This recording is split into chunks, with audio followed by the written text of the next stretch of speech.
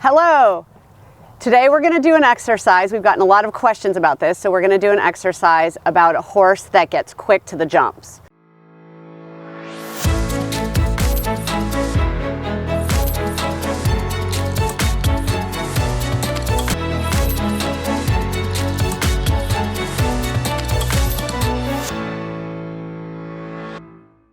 And horses get quick to the jumps for all kinds of different reasons.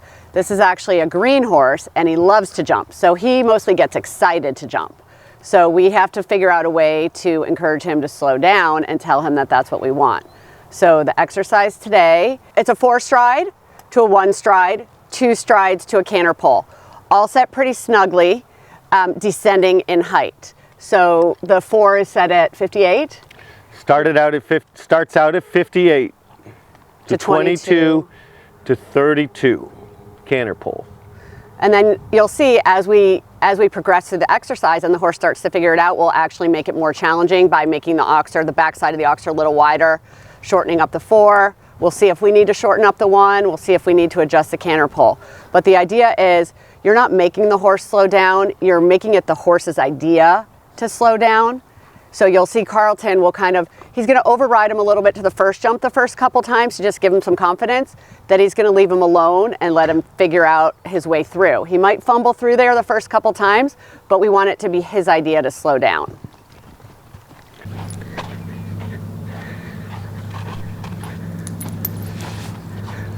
We intentionally set this exercise a little bit close to the turn because the horse wants to pick up when he sees it. Then he has to pause. Carleton stays a little behind him to let him just sort of study it and figure it out. You'll also notice that on the in and out there are no ground lines. That is intentional. That's so the horse actually can't rely too much on the ground line and he has to slow down a little to study the jumps. So we're going to keep adjusting as we go and we'll actually close up the distance. We'd like him to fumble through it a couple times so he actually has to slow down to think about it.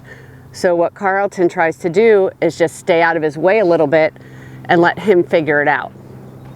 We have a pretty solid square oxer jumping in, which is encouraging him to jump up in the air and hold his shape and hold his form and hopefully pause a little bit. And now we're going to start to make it a little more challenging by closing up the lines, raising the jumps. That was our first time through. Actually, he'll probably start to build a little bit more as he goes. Okay, a little taller and a little bit rampy now coming in. Body in the air. Pause, pause. Raising up as he goes to stop him. And using the end of the ring to help him raise up and to help him come back in balance there at the end. This horse is really smart, so he doesn't need to do this exercise very many times. But he's a horse that is keen at the jumps. He loves to jump, so he starts to get quick. We get a lot of questions about how to train a horse at home that gets a little quick to the jumps. He's not quick because he's wild, he's quick because he likes to jump. We're teaching him that we want him to go slow, we want him to study the jumps, we want him to take his time. And then it gets to the point where Carleton can let go of him and he actually backs himself up. He's easier to stop at the end. Good. Jump that blue and white once? Yeah. Let's see how our exercise worked. Let's see if he's going to study this jump. Oh, yes. I guess it did. And now to the exercise again. Little pause. Let him seek it. Let him study it. Let him pause. That's it. You don't want to feel like you're making them slow down. You want the slowing down to be their idea. You want to let the exercise do the work. Okay, now I'm going to jump the blue barrels and get it on the right. Working? Yeah. You see the difference? Yeah. Now we're coming right lead. We're adding a different jump at the start, just so we mix it up a little so we don't do the exercise too many times in a row, which is also going to want to make him get in a bit of a hurry. He gets a little ratty, which is fine. We don't make a big deal out of it. Come on in, gang. A little bit of a wide hand to steady. You'll also know that the exercise, you'll notice that it's descending. The first jump is big, and then as he gets towards the end of it, the jumps get smaller and smaller. We don't want to make him try too hard. We want to let him know that he can deflate, that he can take a breath as he goes, and the exercise actually gets easier, also encouraging him to pause. So now we're going to make it a little bit more challenging. We're going to make the oxer a little wider, which is going to shorten the distance between the first jump and the second jump.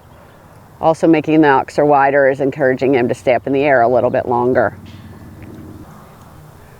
So now we've made it a little more challenging. We've made the oxer a little wider, which makes the four a little more snug. We have a little starter jump. We took the background line away from the oxer. We're going to see if that affects how he finishes and follows through here.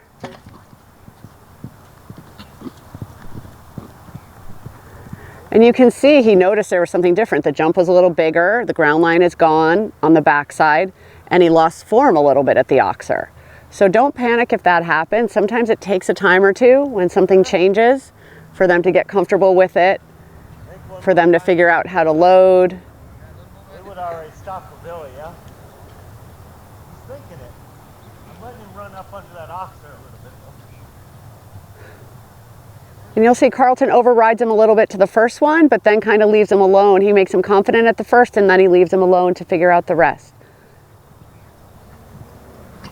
There we go. That time we finished. And then we pause, and then we pause.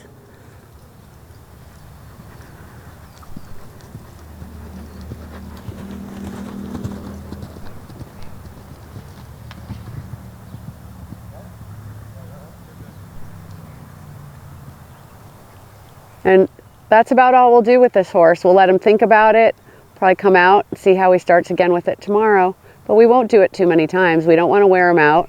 We don't want to have the exercise encourage him to get quick by doing it too many times. So when he gets the point, we stop. And one thing about this exercise you want to keep in mind, especially if you're doing it with a green horse, is don't panic if they don't get it right the first time. Don't panic if the distances we give you are not exactly right for your horse. Set it up so it's comfortable for your horse the first time. Take your time. If you're worried about getting into trouble or you're worrying about overfacing your horse, you can do it with small jumps. You can do it with pulls on the ground. You can always modify these exercises. So do what's comfortable, follow your instincts. You don't have to do it exactly what we did. It's just a guideline. It's just a suggestion. Think about what your horse needs. Think about what level you are, what level your horse is, and make it comfortable so your horse understands what you're trying to do.